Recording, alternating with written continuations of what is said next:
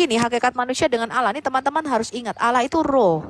Firman-Nya itu sudah sempurna. Kalau kita enggak, firman kita enggak sempurna. Kita perlu belajar, kita perlu menambahkan pengetahuan kita. Tubuh kita berkembang, Allah tidak melalui, dia nggak punya tubuh fisik seperti kita. Walaupun dia itu wujud, ya, walaupun dia itu ada, tapi dia bukan punya tubuh kayak kita dari bayi, ya, langsung enggak, karena Allah itu roh. Nah, yang diutus Bapa itu bukan dirinya sendiri, ya, yang diutus dirinya itu komalnya Mikana, ya. Bapa mengutus dirinya sendiri, Bapa menyalibkan dirinya sendiri, Bapa menyerahkan nyawanya kepada dirinya sendiri, kan bisa gila. Tidak, di dalam diri Yod-Heh-Vav-Veh itu jelas ada 3 realita konkret, ketiga-tiganya hidup, punya hidup sendiri. Ketika kita mengatakan pribadi, artinya firman itu punya kesadaran diri, bisa berelasi, punya intelektualitas. Makanya Yesus berkata begini, Bapa mengasihi aku sejak sebelum dunia dijadikan. Jadi sejak kekal Bapa itu sudah mengasihi firman-Nya. Nah, kalau ada yang mengasihi, ada yang dikasihi, jelas ini realita konkret gitu loh teman-teman. Ya. Kalau sekedar perkataan nggak bisa dikasihi. Pasti ini pribadi. Pasti firman ini punya kesadaran sendiri. Gini Ibrahim, tadi kita sudah mengatakan bagaimana Allah itu berelasi. Karena itu kami dengan tegas bisa mengatakan bahwa Allah itu kasih. Nah, di dalam agamamu sendiri, kamu mengatakan bahwa di dalam setiap doamu, Bismillahirrahmanirrahim. Ar-Rahman dan Ar-Rahim ini, Maha Pengasih dan Maha Penyayang, itu adalah sifat yang kodim, sifat yang kekal. Itu nama yang kekal, ya. Kalau dia disebut Ar-Rahman, sebentar kamu diam dulu. Kalau dia disebut Ar-Rahman dan Ar-Rahim, sebelum dia menciptakan langit dan bumi, dia mengasihi siapa? Yang saya tanyakan ini, Yesus Kristus ini Tuhan kalian. Udah, kamu jawab dulu pertanyaannya. Kamu jawab dulu pertanyaannya. Enggak, kamu jawab. Saya bawa Wahyu 3 ayat 14. Enggak, kamu bilang aja kamu nggak bisa jawab. Udah, kamu jawab aja. Tadi sudah dijelaskan. Oh, jadi nggak bisa. Allahmu Allah berhala atau Allah yang hidup? Allahmu Allah yang mati atau langsung pindah topik. Ya, kamu... Itu kan sudah dibuka sama Elia tadi. Sudah dijelaskan. Sudah dijelaskan kok. Sudah dijelaskan, bro. Langsung masuk biar saya pecah konsentrasi. Kenapa gitu nggak sportif? Udah dijelaskan. Belum mau menjelaskan. Enggak, kamu tuli atau enggak? Buta huruf jangan dijadikan sunnah. Sekali lagi, buta huruf jangan dijadiin sunnah. Sekarang kamu mau belaga tuli. Diciptakan oleh Tuhan Allah, satu-satunya yang benar. Ciptaan kalian sembah, kalian Tuhan kan? Ngerti? Di mana ayat yang mengatakan Yesus diciptakan? Mana? Iya tadi Wahyu 3 ayat 14 itu dibuka. Sang firman. Kamu nggak tahu cara membaca ya? Amin, itu ya. Yesus Kristus. Saya sudah berdebat sama banyak pendeta. Dari dia. Ya, ciptaan itu bermula dari dia. Kamu nggak ngerti cara membaca ya? Kamu nggak ngerti cara membaca, ya? Semua penciptaan itu bermula dari dia, Sang Amin. Kamu nggak ngerti? Sang Amin itu Yesus Kristus, dodol. Iya, aduh. Yesus itu adalah Sang Amin. Dari dialah bermula segala ciptaan. Kenapa dia diciptakan? Poinnya. Kenapa dia diciptakan kalau dia itu Tuhan? Ya, cara Roh Kudus juga kenapa diciptakan kalau dia itu Tuhan juga? Kau baca Zakaria 12 ayat 1. Baca. Kau organ di situ. Loh, janganlah kamu yang mau membantah kok kamu nggak bawa data. Silakan baca. Itu saya bawa datanya. Ya, Zakaria 12 ayat 1. Roh Kudus diciptakan. Bacain kalau Wahyu 3 ayat 14. Yesus Kristus diciptakan oleh Allah Bapa. Ya, silakan baca. Wahyu 3 ayat 14 itu bahasa Inggrisnya aja jelas loh.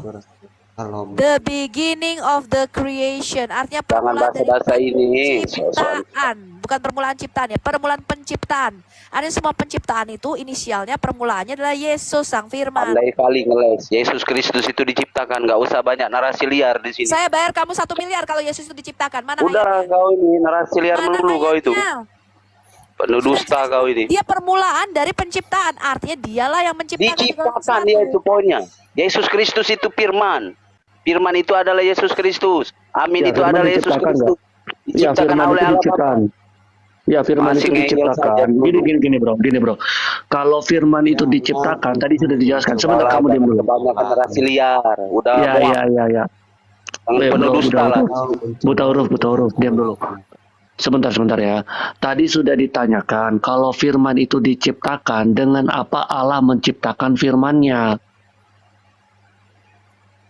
Kalian mau sosok kuasa Roh Kudus. Itu kan Mu'tazilah yang menyatakan Iya, bahwa jadi firman itu begini ciptaan. Agatha. Kamu tuh kufur. Begini Agatha. Al-Quran ini mau sok-sok menggambarkan Allah mereka itu hidup. Padahal Allah mereka itu adalah Allah berhala. Ketika orang-orang Islam itu bertemu dengan orang-orang Kristen, langsung kebingungan, ditanyakan dalam satu hal doang. Apakah firman Allah itu kodim atau makhluk? Kalau firman Allah itu kodim, ada dua yang kodim. Tapi kalau dia makhluk, dengan apa Allah menciptakan firman-Nya? Makanya kau jangan jadi Langsung kebingungan. Karena Allah kalian Allah berhala. Dan karena ilah kalian ilah berhala, Allah Subhanahu wa Ta'ala itu adalah Allah berhala. Kau ini buta huruf, tidak bisa membaca Al-Quran, kasih ajaran Islam. Udah, stop. Udah selesai ya, stop. Kalau firman itu ciptaan, bro. Kalau firman itu ciptaan ya, bro ya. Sama kayak Allah pernah bisu, pernah tidak berkata-kata. Dia nunggu diciptain dulu, terus bisu. Kalau Allah tidak berfirman, dia bisu. Lah itu kan kacau, bro. Kamu Mu'tazilah, bro. Kalau mengatakan firman itu ciptaan.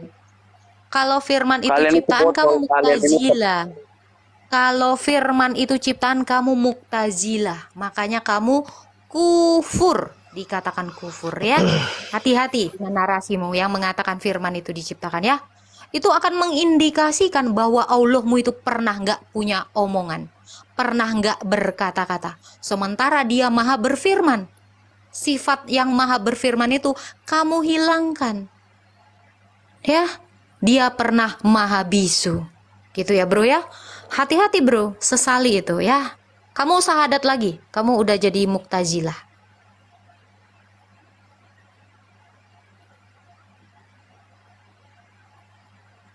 Oke, si Elia keluar ya. Oke, silakan bro Jamsai TikTok atau tukang tap-tap. Halo.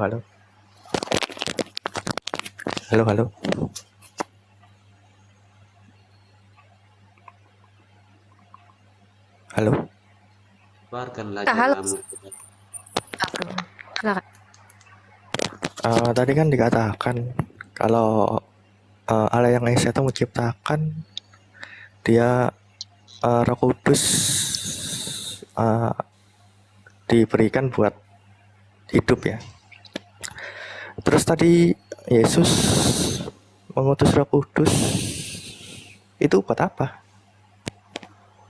Roh Kudus itu diutus untuk menyertai murid-muridnya ya. Di dalam Yohanes 15 ayat yang ke-26 dikatakan, aku akan kebenaran yang datang dan keluar dari Bapa, dan dia akan bersaksi tentang aku. Kalau dilihat lagi di dalam Korintus, tidak ada seorang pun yang mampu mengatakan Yesus adalah Tuhan selain daripada Roh Kudus itu sendiri yang menyatakannya di dalam hati setiap manusia. Gitu ya bro ya. Roh Kudus juga ini dikatakan dia mendoakan kita di dalam kelemahan-kelemahan kita kepada Sang Bapa. Dia juga yang menginsapkan setiap orang yang sudah percaya kepada Yesus Kristus. Roh Kudus ini juga yang mengajarkan kita untuk melakukan segala sesuatu.